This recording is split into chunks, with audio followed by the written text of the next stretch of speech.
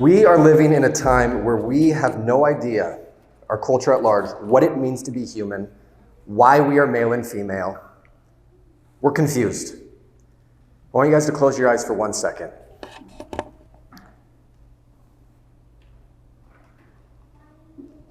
How do you view your identity? How do you view your body? And I want you to be very, very honest with yourself. If what comes up is, I'm ashamed of my identity in my body. I don't like myself. Or maybe you're in a place of great security in your identity that I know I'm beloved. I know my body is good.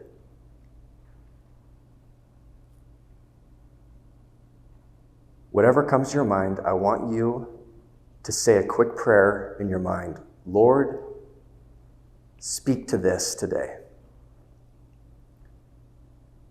And if you open your heart on this day retreat, I promise you he will give you an answer. Trust him. Open your eyes. Don't raise your hand, but I'm just going to ask some rhetorical questions. How many of you grew up in a home where there was open conversation, honest, intentional conversation about God's amazing plan for our sexuality, for our deepest longings that we feel in our bones for love and intimacy and joy? Perhaps you were raised in a home, perhaps you weren't. Were you raised in a home where you were taught about God's incredible plan for the one flesh union of man and woman? Because for me, no, you don't talk about that stuff. That stuff's private, Brendan. Don't even mention it.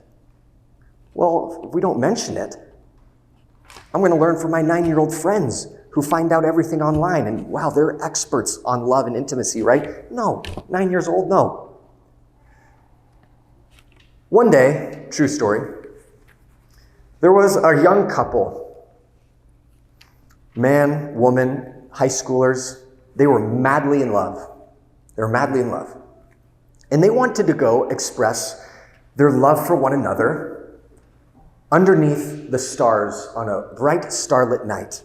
And so what happened was they grabbed their blanket, they hopped a fence onto some private property, not really sure, into this open field underneath the stars, and they wanted to express their passionate love they had for one another. Little did they know, they were on the property of a Mennonite priest.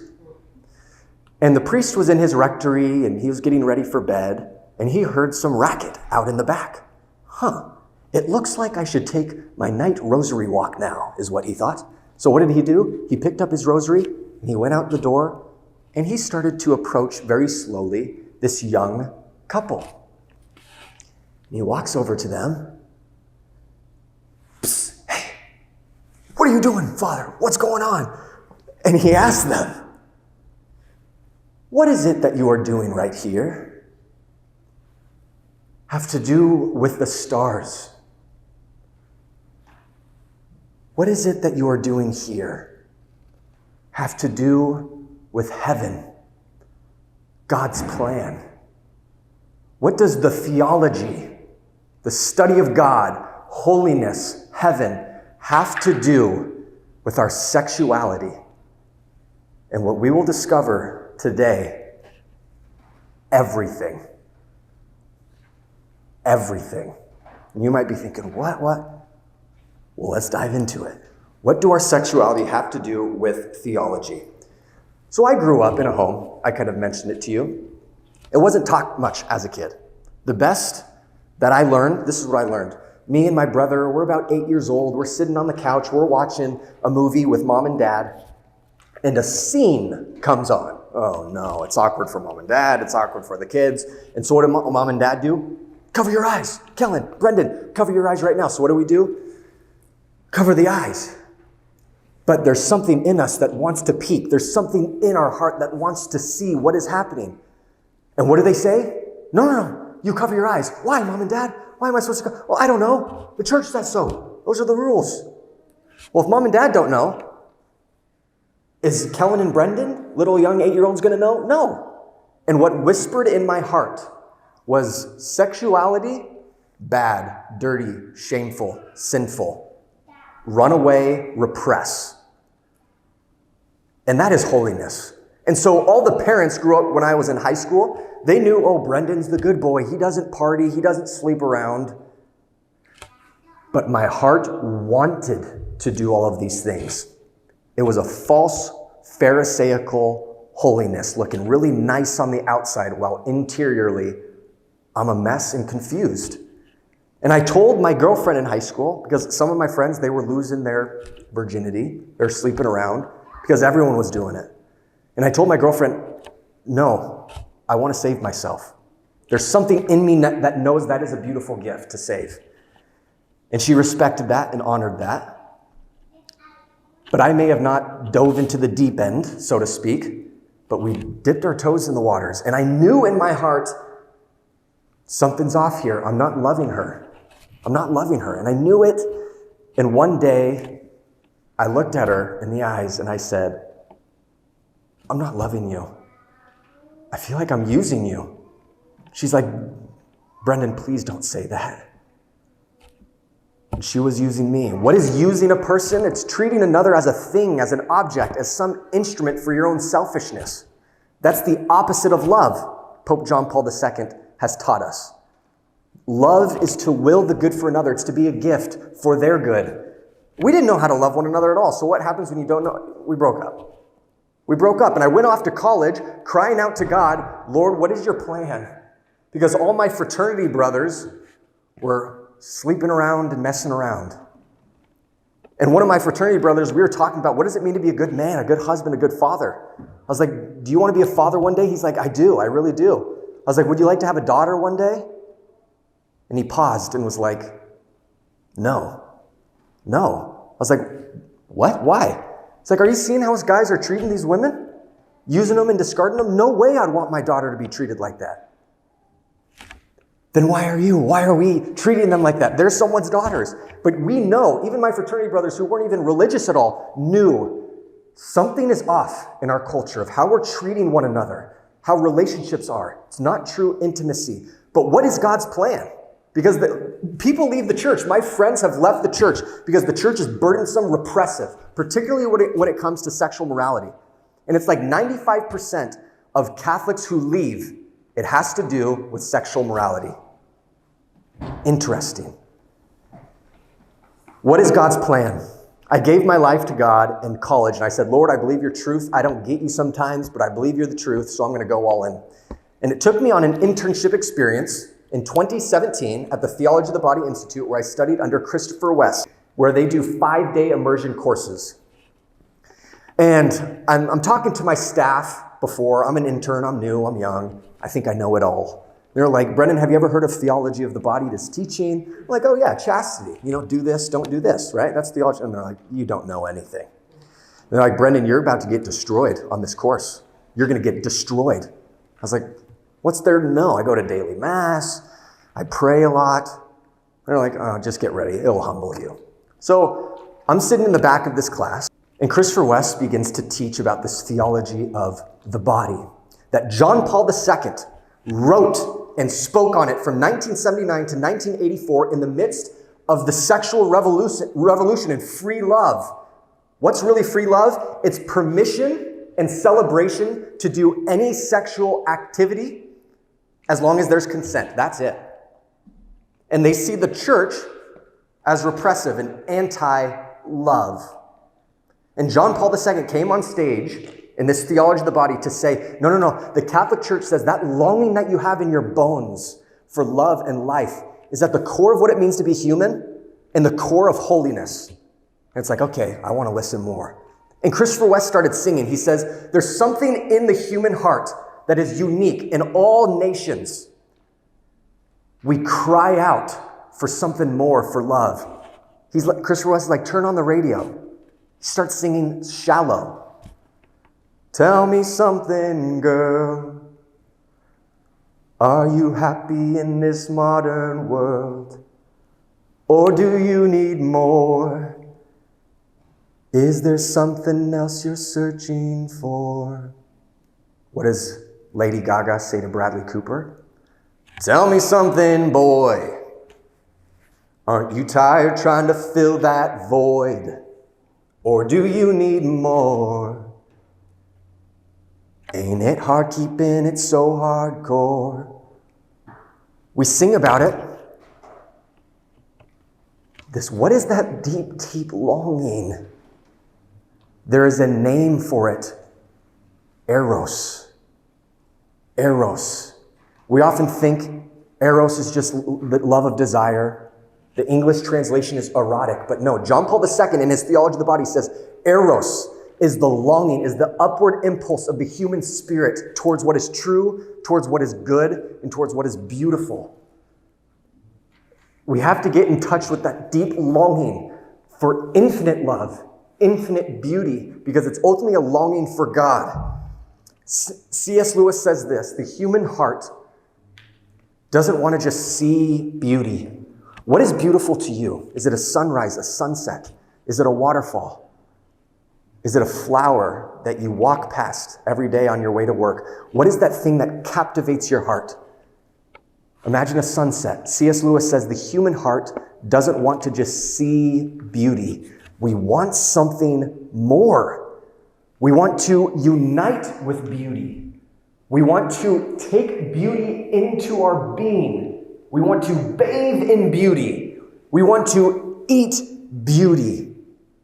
And I'm hearing this line, I'm like, yeah. When I held Maggie's hand in second grade, my heart was pounding. There was something beautiful that captivated me. Okay, that longing, that eros.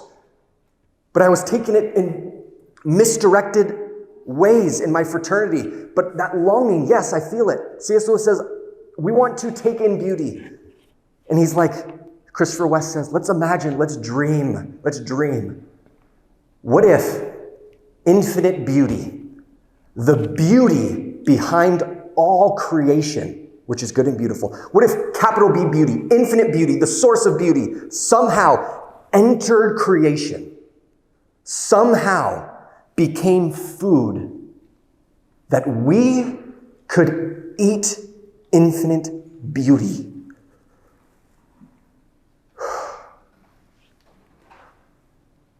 Do you know what is inside that tabernacle? Christopher West said, and I began bawling my eyes, crying, because for the first time in my life, there was someone, Christopher West, John Paul II, Jesus Christ himself, says the Christian story is this: you are a hungry human being. You are thirsty for love and intimacy and union, and you cry out for it daily. What does the psalmist say? Open wide your mouth, and I will fill it. God wants to feed us with infinite love and infinite beauty, his very life. That's Mass. And I was like, oh my gosh, Mass isn't boring. This is the deepest longing of my heart. This is it. The Word was made flesh. Theology entered the body. And John the evangelist says, I preach all of this good news, because it's for that which I have seen with my eyes, touched with my hands, that God encounters us through creation, particularly through the body, because the Word was made flesh, and it places a new dignity on our human nature, on the body. That's why the Catholic Church will always say, uphold your dignity, know your dignity. The Word was made flesh. And then what did he do? He ascended it and resurrected into heaven, where the second person of the Trinity is bodily for all eternity. Body and soul. The second person of the Trinity, God himself. And he comes into the world and he says, you want to know who you really are? Because the Pharisees were questioning Jesus on divorce. Hey, can you divorce Jesus? And Jesus says, from the beginning, it was not so. In the midst of our sexual chaos we are in, identity confusion we are in, he will always say, from the beginning, it was not so. What is God's original plan? So let's go back to the beginning. He created the birds, the bees, he created everything. He created the stars, and he said, behold, it is good. And the grand finale,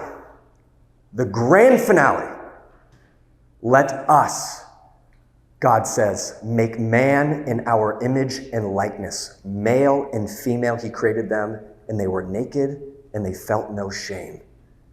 The grand finale. Who is God? God is an eternal exchange of life-giving love. That is who he is. God the Father and God the Son are giving and receiving love from all eternity. And it's fruitful. It spirates the Holy Spirit. 3 persons, 1 God. God is life-giving love. Chiseled in masculinity, the male body is a call to become a sincere gift of self. Chiseled in femininity is a call to receive that sincere gift. And through their giving and receiving in holy marriage, the one flesh union, perhaps 9 months later, they will give a name to a 3rd person. Did you guys just hear that? The union of man and woman, the one flesh union of man and woman, is the greatest window into holiness, who God is, as a communion of life-giving love. God is pure spirit. He's not sexual. He's pure spirit. But our sexuality, that's the very meaning of why God made us male and female. He says, I want you to live in the fullness of my image as a communion of persons. What the culture holds out, pornography, it's a mockery. It's a diabolical mockery of this. It doesn't form a communion of persons. All it cares about is skin-deep lust. This is the greatest window into the mystery of who God is. When I was on this Theology of the Body course, I was truly experiencing a whole new world, a new, fantastic point of view. When I was there, it was crystal clear. You guys know what I'm talking about, Aladdin? Yes, not kidding you.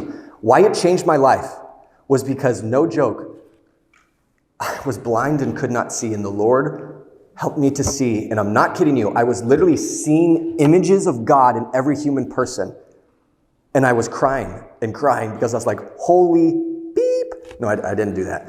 But I was like, oh my gosh, this is real. There's a new vision. It's not just repression or indulge our desires. There's what John Paul II says, we're called to expand our desires, to see the whole person. And it will give us a little glimmer into the mystery of who God is. And I was so overwhelmed that I had to tell everyone how good they are, how beautiful they are. Because we doubt that in our world. And I was telling everyone, if I was on a plane, if I was on a train, if I was taking an Uber, I would try to spark up a conversation so that they may know their dignity and worth. So one day, I was in Pennsylvania, and I was taking an Uber to this train station. And this woman picked me up. She's like, where are you going? I said, I'm going to get my studies. Oh, what are you studying? I'm studying a teaching. Maybe you've heard of it. It's called Theology of the Body. Have you ever heard of that? Theology of the, What? No, I've never heard of that. What is it? Are you religious at all? Do you have a faith? She's like, no, I'm agnostic. I don't believe in anything. I'm trying to think of how I can talk to her about this. So I asked her a question. What do you think the world would be like if we all looked at one another the way in which we look at a sunset? Because the theology of the body reveals that the human person is the crown, the most beautiful of all creation. What would the world be like? She's like, oh my gosh, things would be so different. And I usually share that story to people. And one day when I was a campus minister at Washington State University, I told that story. And a year later, one of my friends who was at my talk came back and said, Brendan, that changed my life. What if we see one another like a sunset? I have a story I'd like to tell you. I'm like, all right, let me hear it. He's like, one day I was at a bar. I'm in law school, and some of the law students, we went out to the bar after class, and we had a couple drinks. It was getting late, it was getting dark, and this girl said to me, hey, Ken, it's late, it's dark out. I don't want to walk alone. Could you walk me home? He's like, sure, I'll take you home, no worries. And so he gets to the doorstep, and he says goodnight. And she says, hey, Ken, do you want to come inside to have some tea with me? What is she wanting? Late, a couple drinks, but he wanted to have some tea. Sure. Oh, I'd love some tea. So he goes inside and he's like, Brendan, in that moment, I remembered what you told me. What if we look at one another like a sunset? And I tried to do that with this girl. And so they're literally having tea together and he's just trying to see her for her beauty. And she's just taken aback by this, like, who is this guy? Whoa, what is going on here? And says to him, Ken, there's a gaze about you. It's like you're looking into my soul. What is that all about? And he says to her, what if we look at one another the way in which we look at a sunset? She started to cry. She started to cry. And I don't know this woman's story, but I often say that women know best here. There's a big difference when we just look at one another versus when we see one another. There's a huge, huge difference. And Augustine says the human heart, if we're in touch with our heart, the deepest desire is to see another and to be seen by another, by their loving gaze. And one psychologist says we can't become our true selves until we are affirmed by the loving gaze of another. It's beautiful. But we need to. Lord, help me to see, because we are wounded. Why don't we see?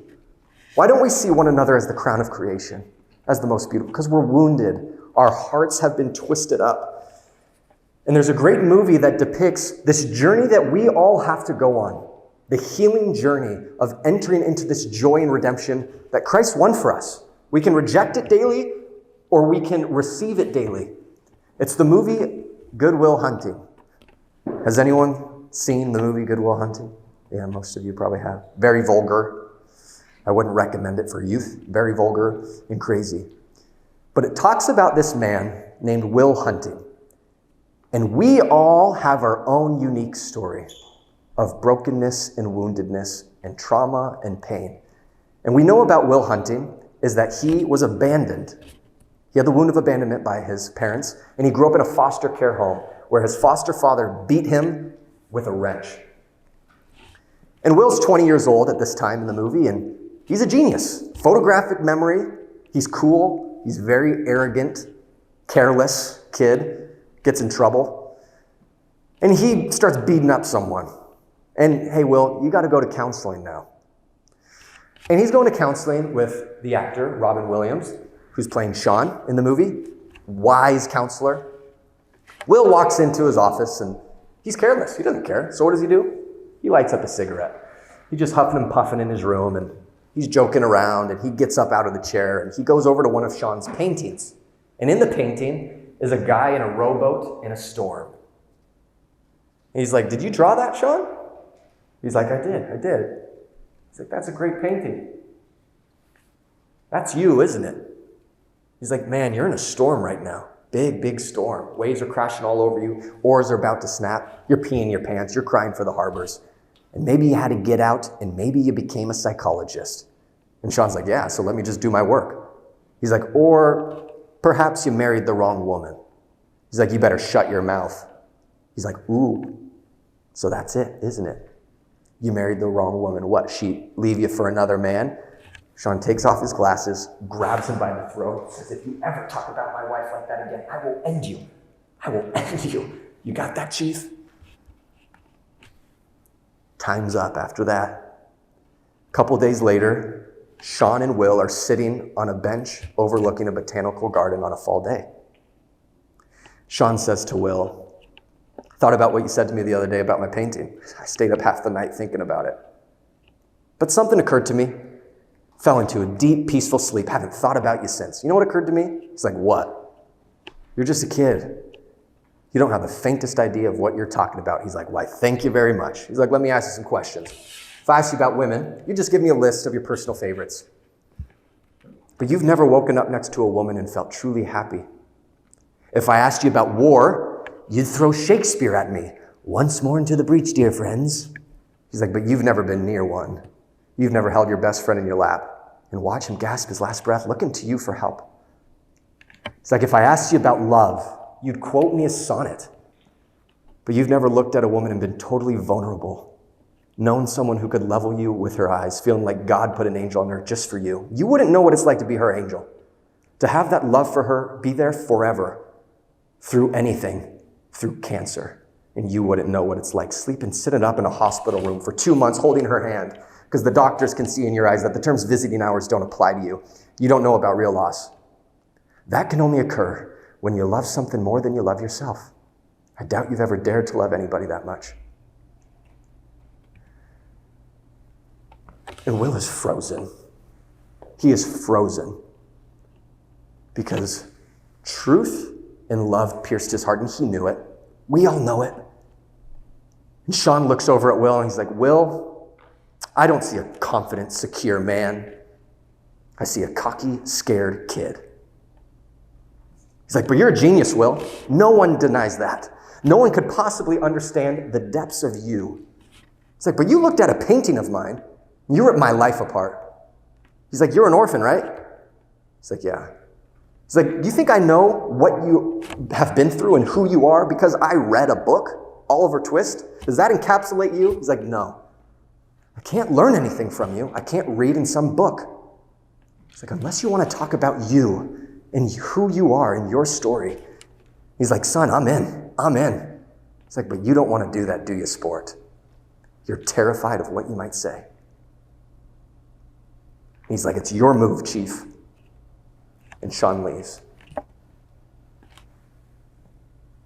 We all, which we're going to get into the next session. The parts of our hearts that are scared and terrified and afraid and full of shame and loneliness, those are the places the Lord wants to breathe hope and life in. And it's scary. But that's where he wants to meet us, in those places, because he is the one who gazes at us lovingly. He is the one who tells us our deepest identity, that we are beloved and that we are loved. The calling of the Christian life is all of these passions that we have, these deep desires in our heart, eros. They're meant to be purified and ordered to God's plan. Our passions need to be ordered to God's plan so that one day we may reach the promised land, the fulfillment of all desire.